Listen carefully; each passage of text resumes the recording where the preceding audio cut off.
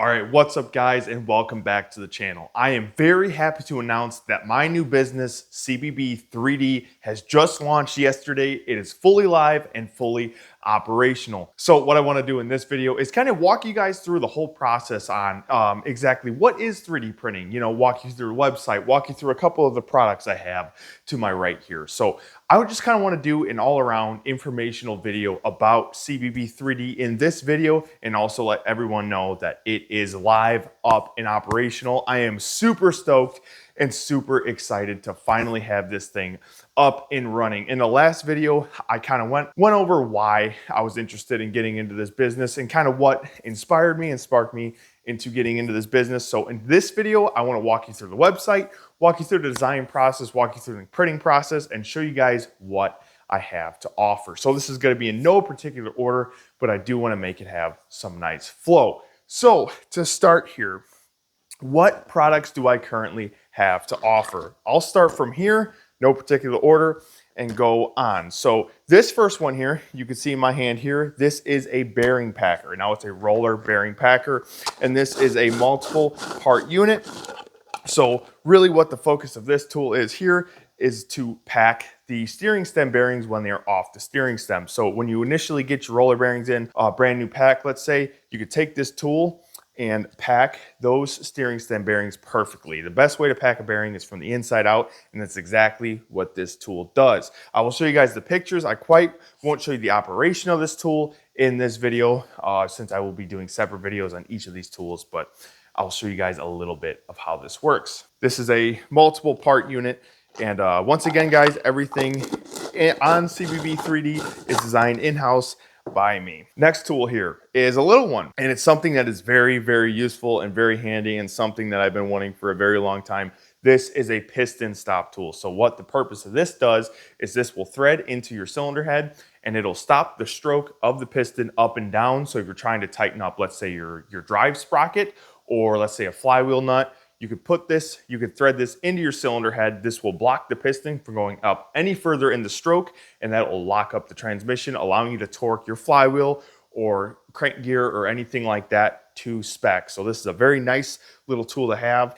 Helps you get the job done right. Next thing here is a rather interesting one, and it's one that I've done a bunch of design revisions on. This is a lower steering stem bearing greaser. So this tool here, what it does is when the lower steering stem is on the bike, you can actually slide this over the steering stem, and down here, there's a bunch of pass-through holes. Hook up your grease gun, and you can apply grease to that steering stem bearing, and this will grease the bearing nice. It allows for better greasing of the lower steering stem bearing, because we all know, even brand new bikes, the lower steering stem bearing never quite come greased enough, and that's one of the key things you have to do for maintenance is grease your steering stem bearing. So what this tool does is just make that job easier, more effective, and cleaner. Another interesting one that I've went a while without, this is a fork seal driver. Now this particular one is for a 47mm fork, and this just will open up, and then you will wrap it around the lower fork tube, and then you can drive your seals in. Super simple little design on this tool. It's just useful for seating those seals properly into the forks, because we all know that if you try to kind of backyard shade tree mechanic putting those fork seals in, most likely they're gonna leak. So this is a very nice little tool. It's affordable and effective, so this is a good one for setting those steering stem bearings. And the last one, which is not so much of a tool, but so much of a utility, I guess you'd say, my fork holder bracket. So you guys seen this in the last video. The concept of this, basically what you do is you screw this to the wall, preferably in a stud, and then you can lift up this front plate like so, and then boom, your 47 or 48mm forks will slide right into these grooves. So you can hang this on the wall and have your forks securely and safely put up whenever you're working on your front end or maintaining your bike or doing a bike build. This just keeps those forks out of the way. So what I'm gonna do is grab you guys and give you a closer look at all of these tools. Okay, so just kind of giving you guys a closer look at what these tools are. This here is that fork bracket. And like I said, boom, this slides up, and then you can have access and slide your forks right in here. You can see this has 4 holes for mounting.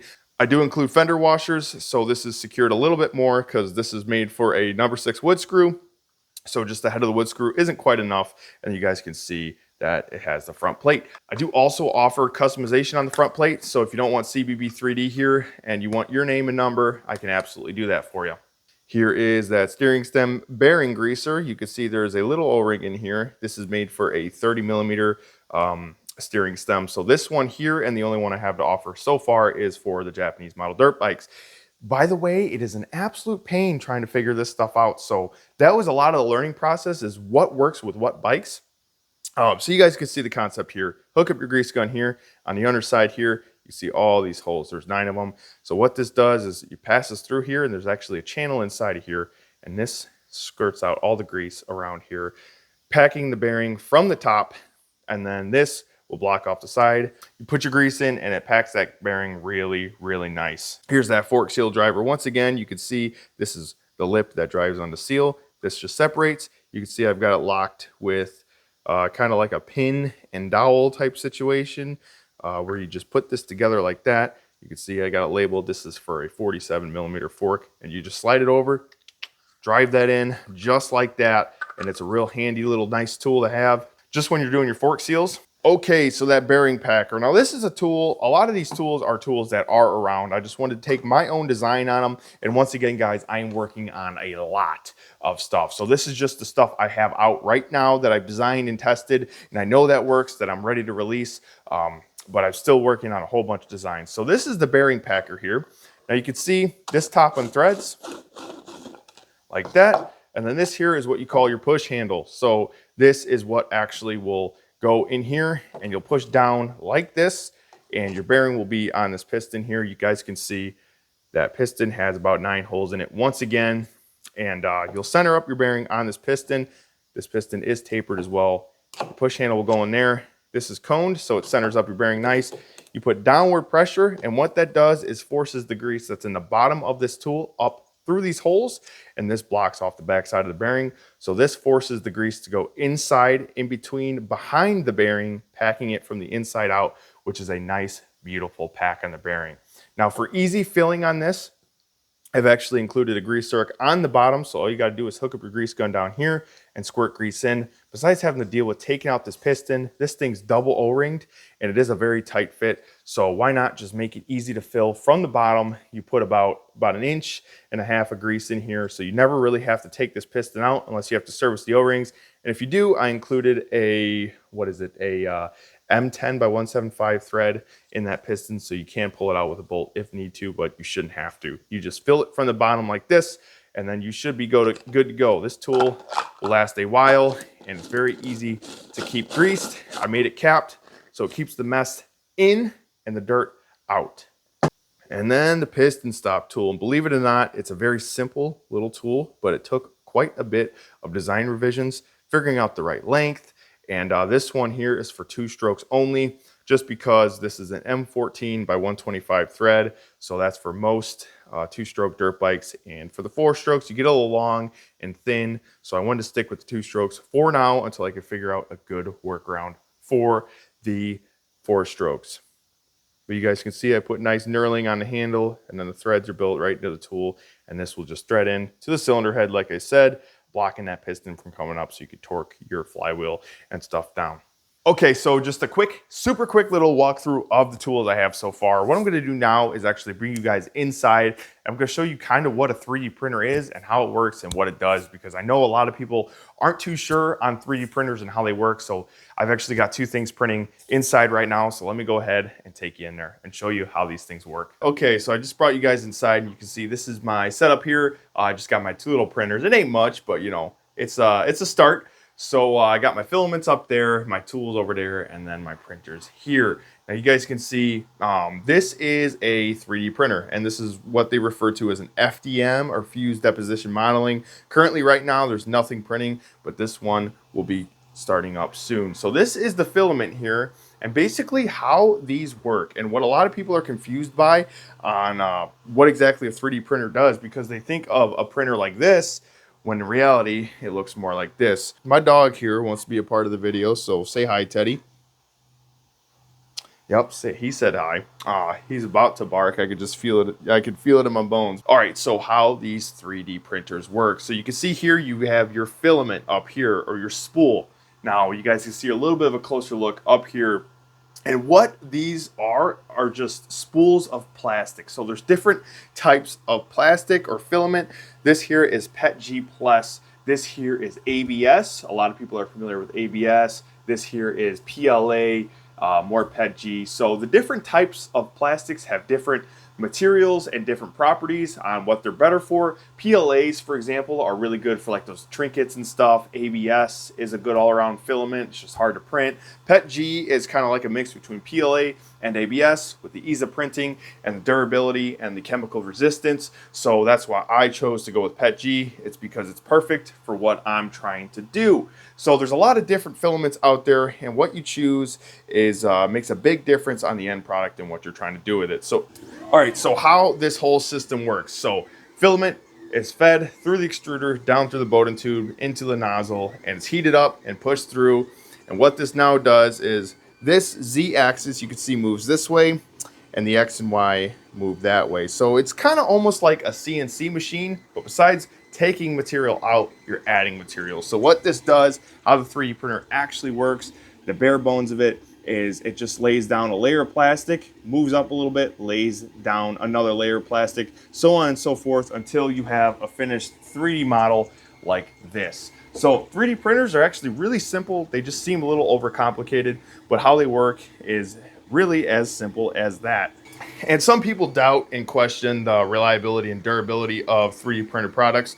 I've tested all of these components, including, let's say, the piston stop. What I did was thread this into my cylinder, and I torqued down my flywheel to well over 100 foot-pounds just to see the compression strength of this. It did not strip, it did not do anything, it did not crack. So 3D printing materials are very strong. It just depends on how you design and what filaments you use.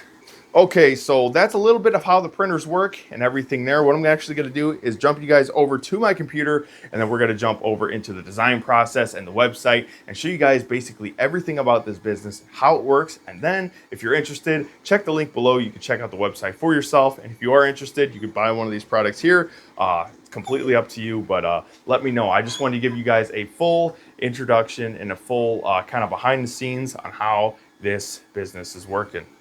What do you think, Teddy? What do you think? He's on the couch and he knows he shouldn't be. Get down. Get down. Go on. Get down. Okay, so I just jumped onto the computer and I just jumped into the program that I'm using to design all of my tools, and that would be Fusion 360. So as you guys can see here, this is that bearing packer, and I just kind of wanted to show you guys how this thing starts out before it ends up on the printer and you have a product in your hands. So as you guys can see, this is a fully finished 3D model here, and you guys can see I have everything separated out into the 4 sections that it is, and you actually have a better view of what that piston looks like now that it's out of the actual base, I call that. So all down here you can see all the steps on how many steps and everything this project is. So basically how 3D modeling on a computer works, it's very interesting, but let me just go ahead and click a sketch here. This is sketch number 1. So as you guys can see, that entire model started from a singular circle. So you'll basically, it starts off like 2D drafting with a sketch. So you guys can see you have your square base here, and you have to kind of think ahead on how you want to do things. So I started off with a circle that's 3.5 inches wide. What you do from there is you extrude it step by step. Let me just jump up a little bit here to, let's say, this sketch. So where are we at now? You guys could see I extruded that one, and now we're working on extruding another one. So 3D modeling is very interesting. It's a little challenging at first, but it didn't take too hard to learn. And once you get the basics of it, you guys can kind of see how this whole thing works. So you start off with basically a 2D sketch, and with extruding and pushing and pulling, you can make it into this 3D model. And eventually what this will end up going onto is a slicer like this. And what this basically does is it takes your 3D model that you made in CAD, converts it, you turn this into an STL file, and then this here converts it into what they call a G-code file, which is basically a bunch of lines, like as you guys can see here, that are stacked. And this is exactly how the printer works. So you can see on the right side here, as I push this up, it's moving from, let's say, 84 to 90 there. and you guys can see this center section is moving here. So every single little number on the right side is actually a layer. And as I was telling you on those 3D printers, they work by stacking layers upon layers upon layers to get the full 3D model. So what the slicer does is basically take that STL file from AutoCAD or whatever you're using to design your 3D model, and it'll take it and slice it into what they call G code, which is a code that the printer can understand. And basically all G code is operations for the printer itself, and all that's doing is just stacking layers and layers of plastic on until you get this full finished product like this here. Okay, so real quick, I just wanted to show you guys a little bit of AutoCAD and that kind of stuff. That's not too big of a deal, but I did want to show you guys mainly the website that I went ahead and designed. So I made this website as my main source of, where all the products will be, where the tool instructions will be. I also do have a little website on Etsy as well, but I'm not really trying to push that too much. I just want to have a little bit of everything out there, but the main focus is the CBB3D.com. So when you guys are interested in any of the tools, if there's something that catches your eye, please go to CBB3D.com and you guys can find the tools there along with some other things. So you guys can see this is the homepage for the website, and I am quite proud of it. So if you do visit it, let me know in the comment section below what you think of the website. Here is the homepage for CBB3D, and I have built for builders by builders. So I'm the main one on CBB3D right now, and I'm the one doing all the tool design and everything like that. So I'm hoping that these tools have a big reach for all the builders out there, all the mechanics and all the DIYers like myself out there. I know this stuff is going to help me out tremendously, so I'm hoping that it's helping you guys out as well. So on the homepage here, you can click Learn More, and that'll tell you a little bit about CBB3D and all of what it is. It gives you a little bit of a story. And down here, if you have a question or a tool idea or anything like that, you can go ahead and fill your name and number, or sorry, not name and number, too much of the moto industry, name and last name, your message, your email, and that'll go ahead and send an email to this email address here, and I will get back to you, and we'll be able to figure out whatever it is you need if you have a question or if you're looking for a design or something, because I am willing to do requests for tool design. So if you guys are looking for something, let's say, I don't know, I'll just use this picture of the YZ here. If you're looking for a Kickstart cover, I don't know who would ever be looking for that, but if you're looking for like a cover for your Kickstarter, you can actually go ahead and message me, and we'll talk back and forth, and you'll have to give me some measurements with a micrometer, and then I will actually be able to design something for you there, ship it out to you, see if it works, and then if everything works out good, we can work out some kind of deal for it. So that's why I have this section down here. If you guys are interested in, just the questions or tool design, let me know down here, and I will get back to you as soon as I possibly can. Down here, I just go and kind of tell you a little bit of what I told you back there. So what is 3D printing, FDM modeling? Think of it as CNC, like I said back there. It's a CNC machine, but besides removing material, it is adding. And then down here, I've got, once again, a little bit of backstory. Down here, once again, follow us on social. So, of course, like I said, CBB, Chase Builds Bikes, and CBB3D will be tied very closely together. So you guys will be hearing a lot about CBB3D on the main channel. And then once again, you guys will both of them will be very in common. So you'll see things from both CBB and CBB3D. So, okay, we went to the About section. I showed you guys that. Let's go ahead and go to Contact. Once again, this is the same thing. If you guys have a question or a tool concern or anything like that, you can go ahead and fill it out here, and that will get me what I need to know, and we can get in contact.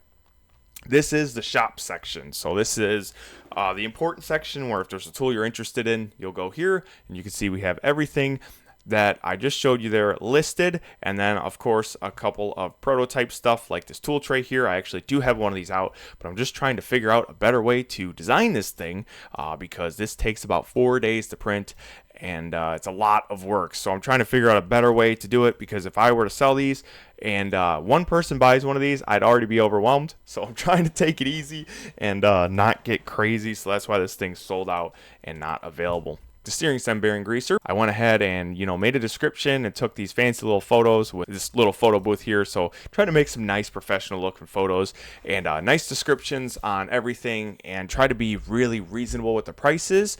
Pricing is actually one of the things I learned is pretty hard to figure out on you got to be able to make some money. You want to stay in business, but it's also, once you add shipping in and handling and a website fee, it adds up quick where you can easily lose some money. So I would like to have the prices just a tad lower. I think they're pretty competitive and reasonable, but just a guy like me, I would like to have them down. But where I have them now is pretty much about the limit I can with shipping and all that stuff. So just walking you guys through, you guys can of course check this out as you please, but you can see we've got everything set up here where you can go in, boom, order, and if you're interested, like I said, that's customizable. Add that to your name, and then you add your name, boom. Let's just do Joe Mama, add to cart.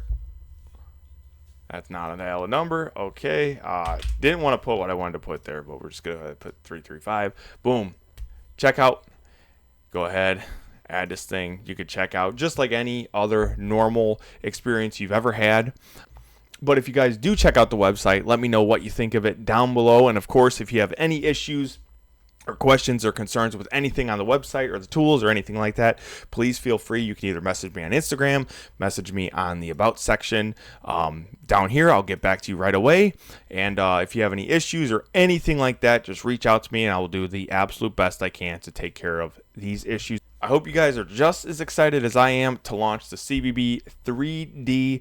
Finally, it's time that this is up and running. And if you guys are interested in buying any of these tools, go ahead and jump right on the website. You guys can find them all here at CBB3D.com.